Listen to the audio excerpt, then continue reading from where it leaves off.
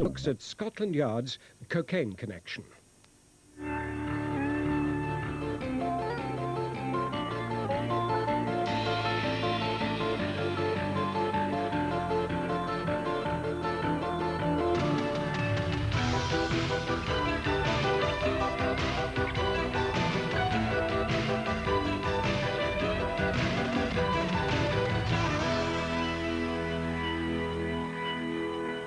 Heard the possibility that they were going to ship 3/4 of a ton of cocaine to England.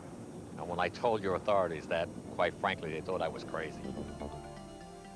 Tonight, World in Action reveals the true story behind Britain's biggest ever cocaine connection.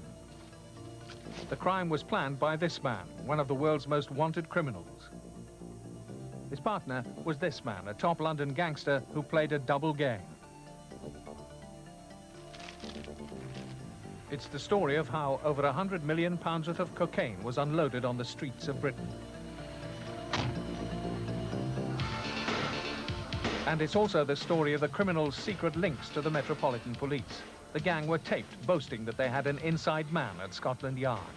So anyway, David heard from the guys in Scotland Yard that Charles had got some problems. And he was 90% sure that You got a guy in Scotland Yard? Come on. That's like getting a FBI agent here. They're tough to get up. They have one. I'll tell you how they have done. They've had him for a long time. He got David only 14 months. You're knocking my whole image of Scotland Yard. I don't want to. They got the guy paid off. Now, David... Tonight, World in Action investigates Scotland Yard's cocaine connection.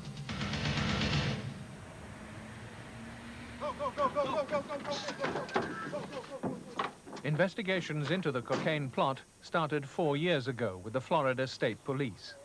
Their work brings them face to face with the world's biggest drug traffickers. Over 800 people died in the state of Florida last year alone because of cocaine. They were users, and cocaine killed them. Do you think the cocaine traffickers are going to bring this same rising tide of deaths to Western Europe? I see absolutely no way that it can be avoided, because the product is the same and the results on the human being are the same. What's your opinion of people who trade in cocaine? I consider them murderers. Special Agent Mike Minto fought the mafia in New York and now takes on the cocaine gangs of Florida. In 1985, during an investigation into serious organized crime, he picked up the trail of a man called Charles Flynn. But that's a false name. His real name is Nicholas Krasny, and he's one of the world's top 10 most wanted criminals. Well, right behind me is the house that Nicholas Krasny purchased in November of 1984. It's on a dead-end street, as you can see, and the main road out front is almost impossible for surveillance. There's no place to park, or there's no place to secrete police vehicles. The only way to do this properly is by air, and that's very time-consuming, as you're aware. A good choice by a professional criminal. Definitely. Nicholas Krasny came to America on the run from his native Germany. He quickly found work with Florida's top drugs traffickers. His prime role at the time was mostly running shotgun for various loads that went through various parts of the United States. And as the years developed, within 2 or 3 years, he had actually put together a highly sophisticated and professional smuggling organization all on his own. He had met and established relationships with the Colombian suppliers. He also had developed and enhanced a distribution network of people ready to buy the product. The ambitious Krasny was also a dangerous man. He was a crack shot, practicing every day at this Florida gun club. In 1984, Krasny began planning his biggest crime, smuggling the largest ever load of cocaine into Britain. We first started to pick up the information. They were talking about possibly bringing in 3/4 of a ton. How much? 3/4 of a ton. And the people, the authorities in London had the same reaction. Yes, but that was true. That was the original thing, was about 3/4 of a ton of cocaine into the United Kingdom to establish their distribution network. The British criminals who went into partnership with Krasny were Roy Garner and David Bullen. David Bullen is a 41-year-old former car dealer from Essex with a taste for the good life. Roy Garner is a 52-year-old former club owner. He liked to be seen with the famous. Opportunity Knocks host Bob Monkhouse. singer Lulu, and the late Eric Morecambe. But unknown to the stars, Roy Garner is also one of Britain's biggest ever criminals. He's been active for the last 20 years. Former Detective Chief Superintendent Harry Clement investigated Garner and his associates in the early 1980s. Roy Garner, of course, from what we learned, was a major criminal. He dabbled in major crime, from armed robberies, receiving stolen property, along the route to arsons. Where would you place Roy Garner in the hierarchy of London criminals? If not at the top, very nearly to the top. A big figure. And most certainly Mr. Big. Well, the name Roy Garner surfaced in our investigation, and we contacted the authorities in England, and they informed us that they were very interested in the gentleman who they classified as a major criminal within the metropolitan London area. But Roy Garner has led an extraordinary double life. For as well as being the Mr. Big of London crime, he's also been Scotland Yard's top informant. He's informed on dozens of serious crimes over the last 20 years. Yes, and what we subsequently learned much later on the inquiry, that he was an informant. And of course, as an informant, he received money for the information he gave. In the main, this would come from insurance companies through assessors. Normally, it's 10% of the lost property. Sometimes, if it's a very vast amount, it's negotiated. And I believe in 1 year, he aggregated something like £220,000. So Roy Garner, the professional criminal, was making a great deal of money out of informing on other criminals. Most certainly.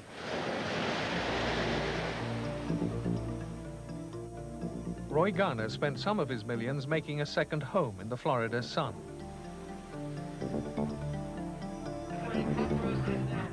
Garner is a big investor in the American sport of harness racing and owned several horses which raced here in Fort Lauderdale. He also spent $250,000 buying an exclusive apartment on the beachfront. Here he entertained local friends at poolside barbecues. A regular guest was Peggy Burrows, then a girlfriend of one of the cocaine gang. What sort of lifestyle did they have in Fort Lauderdale? Oh, very grand. You don't get much better than that. The condominium was beautiful. It was huge. I don't think I've ever seen one that large before. It was right on the beach, right on the ocean. The view was beautiful. The furnishings were beautiful. It was really very elaborate. And it was from this lap of luxury that Roy Garner plotted to smuggle the biggest ever load of cocaine into Britain. The first step was to meet with international drug smuggler Nicholas Krasny. It was a very important meeting. It was a lot of secrecy surrounding it, and it included Roy Garner and David Bullen, and they were to meet with Nicholas Krasny. The purpose of the meeting, I found, was to arrange a drug deal, importing drugs into the UK. Nicholas Krasny would be the seller, and Roy Garner would be the buyer. In August 1986, nearly 400 kilos of cocaine was smuggled into London and the distribution began. Half a dozen kilos of cocaine at a time were bagged up by Krasny's couriers. Then they would make their way to pre-arranged North London tube stations. Here they would wait to be contacted. They were identified by carrying a distinctive American newspaper. They were picked up, they handed the cocaine over and dropped at the next tube station.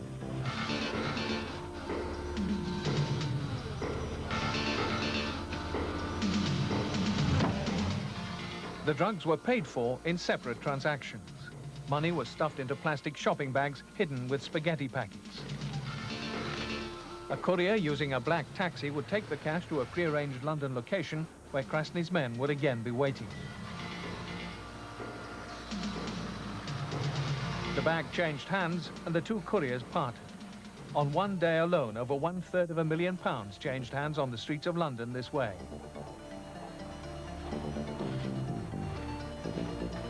The team stayed in constant contact with the rest of the gang in Florida. But here, American special agents were secretly taping the criminals as they talked. They were shocked to hear there'd been a leak, and their secret investigation wasn't secret anymore.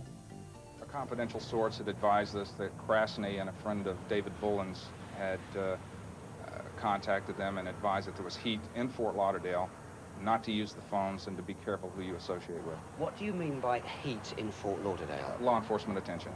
That law enforcement officers here were aware that there was a drugs conspiracy in hand? Yes, that's true. But there was worse to come. The secret tapes revealed that David Bullen and Nicholas Krasny had a mole inside Scotland Yard. David heard from these guys in Scotland Yard that Charles had got some problems. And he was 90% sure that You got a guy in Scotland Yard? Come on. That's like getting a FBI agent here. They're tough to get up. They have one. I'll tell you how they have them. They've had him for a long time. He got David only 14 months. He told him to come back. Now, when he up, he told him about the Roy Garner. You're knocking my whole image of Scotland Yard. I don't want to. He got the guy paid off. The Scotland Yard mole had told the drug smugglers that they were being taped, but the gang believed it was a telephone tap. A federal phone tap doesn't come through like that, because what that does, it tapes onto a tape. And then they pull the tape, and they have people listen to the tape for anything that they think. But who's telling you that it costs money to find? I could find out here. But is it from Fort Lauderdale? Yeah. Now, can you find out? Because somebody's got to better go down to telephone exchange and find out. There'll be a telephone man. I'll find out for you. I've got to find out. Krasny would think things out very well before he made any kind of a move, be it England, the United Kingdom, Georgia, or wherever. He would want as much intelligence that was available. By intelligence, I mean anything before instituting a course of action. He would want to know more than the average person. How does a criminal like Krasny protect himself from getting caught? By getting as much knowledge as he can beforehand. About the other side? Yes. Krasny was confident he could stay ahead of the police, but he hadn't reckoned with British Customs and Excise. In June 1987, he was arrested by customs officers outside his flat in London's Harley Street. Caught with the last 50 kilos of cocaine, he had little choice but to confess. But after 3 months in custody, Krasny cut his way through the bars of his cell and escaped. Before his incredible breakout, Krasny had made a detailed confession to customs officers. We have obtained it. In it, he talked freely about Roy Garner, the Scotland Yard connection, and why they had no fear of the London police. Roy Garner's handshake struck me like shaking hands with an eel. He took me aside for 4 or 5 minutes and told me he was interested in procuring large amounts of cocaine for his London market. I remember being skeptical about his assurances. He sensed that and assured me over and over again that he would have no difficulties in moving large quantities. I also remember telling him that from a professional point of view, I had my doubts about moving into an area where the infrastructure, by that I mean the intelligence to do the job professionally, was a complete unknown to me. He told me that his group had information about essential intelligence directly from the yard, and that whatever would be going on would be known exactly to us. After talking with me for a while, he indicated that he wished to remain in the background, to do all further discussions and arrangements as far as details were involved with Mr. Bullen. Because it was very much on my mind, I asked Mr. Bullen in detail how he was going to manage to get me the inside information that was necessary to do the job. Krasny went on to tell the customs investigators the details of how he'd smuggled the cocaine into Britain. He also named the gang's inside man at Scotland Yard. Roy Garner was also arrested by customs officers in June 1987. But months earlier, just after the leak to the gang, Garner tried to get himself out of trouble by informing on the crime. He called Scotland Yard and demanded to see the head of London CID. Garner's story was that he wanted to reveal a matter of national importance. That meeting was supposed to be a secret. World in Action has discovered what happened. Garner said, 710 kilos of cocaine was brought into this country in July of this year. Now, if that ain't a national problem to you, God knows what is. He lied about his part in the drugs plot. I knew nothing about it till Tuesday. You've got to believe it. He also lied about his reason for informing. He'd discovered that World in Action was about to screen a previous program into his links with Scotland Yard. He wanted it stopped. In return, he would lead the police to future shipments of cocaine. I want Granada off my back, and in return, 710 kilos will be arriving here. I know how it's coming, I know when it will come, and I would like to deal for it. The head of the CID, Mr. Brian Worth, told Garner, "We'll give it our best shot." The following day, this letter arrived at Granada Television asking us to think carefully before screening the program. Back at the meeting, Garner openly admitted that he knew about the drugs investigation. 20 or 30% of what I've told you, you already know, probably more. He also tried to find out if his partner David Bullen was about to be arrested. He urged the Yard to leave Bullen alone. Scotland Yard accepted his story. Customs and Excise were less gullible. Their officers charged Roy Garner with a cocaine conspiracy. When the customs men brought Garner to trial at the Old Bailey last month, a number of serving and former Scotland Yard detectives gave evidence on his behalf. But this extraordinary scene took place behind closed doors. Press and public were excluded from the court. I find it incredible and probably unique in British criminal court history that you have a major drugs trial where most of it's in secret, and yet in a neighbouring court with a Czechoslovakian spy, or in the Gibraltar affair where 3 IRA people were shot, you actually have less secrecy in those cases than you do in this. I mean, it's unbelievable. One of the top Scotland Yard men who gave secret evidence was this man, Detective Superintendent Tony Lundy. He handled Garner as an informant for nearly 2 decades. Mr. Lundy was asked by Garner's defence if he was the source of the leak to the cocaine gang. He denied it. He also listed his awards and commendations. His reputation is that he's been a very successful detective in the field of major crime. He's arrested many top criminals. Apparently so. But not, it seems, ever Roy Garner. No, Mr. Jennings, no. The American agents had planned to send the secret tapes of the gang discussing the cocaine plot to England by British Airways. Your attention, please. British Airways to London Heathrow, flight 292. By chance, Tony Lundy happened to be flying home from Florida at that time. He found out about the tapes. The security man for British Airways requested that we use a couple of Scotland Yard detectives that were already in the United States, staying in Fort Lauderdale, and to contact them. Otherwise, they would be glad to take them, but please contact them first. They were out here on some other Scotland Yard business? Yes, yes. He gave me the name of a gentleman, Tony Lundy, to contact here in Fort Lauderdale, which I did. Had in a brief conversation. Mr. Lundy said, no problem. We'd be glad to transport them. At the last minute, the plans were changed, and Mr. Lundy was not given the secret tapes. Mr. Lundy denies knowing that it was tape recordings he was asked to carry. But that's not how Agent Brees remembers the conversation. So Mr. Lundy didn't take those tapes back to England? No, he did not.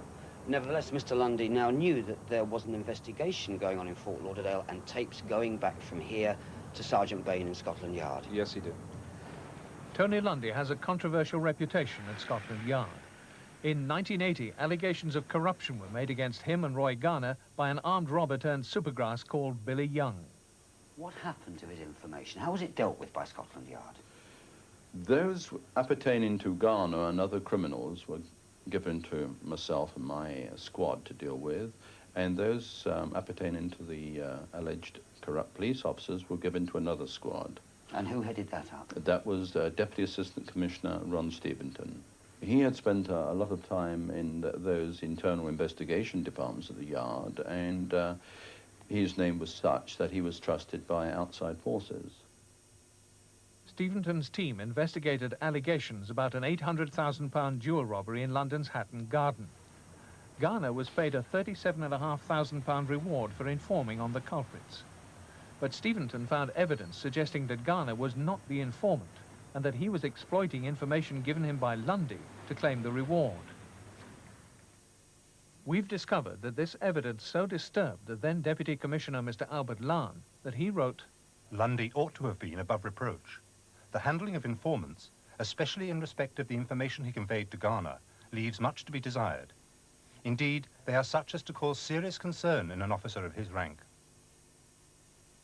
Steventon's team also reopened inquiries into an armed robbery in Wembley. 3 men, claiming to be police officers, went to the house of a wealthy local businessman in Salmon Street. Once inside, they stole £64,000 at gunpoint. Peter Walsh was the investigating officer. Were you able to complete that investigation? No, I wasn't. What happened? I was ordered to stop the investigation. Why do you think you would be ordered to stop an investigation? Well, the only thing I can think of is if I'm told to stop an investigation, the people telling me to stop it either don't believe the robbery occurred or they don't want it investigated. And if they don't want it investigated, that's because they don't want the perpetrators caught. Years later, Supergrass Young admitted that he was one of the Wembley robbers. He also claimed that to carry out the raid, they'd hoodwinked Tony Lundy.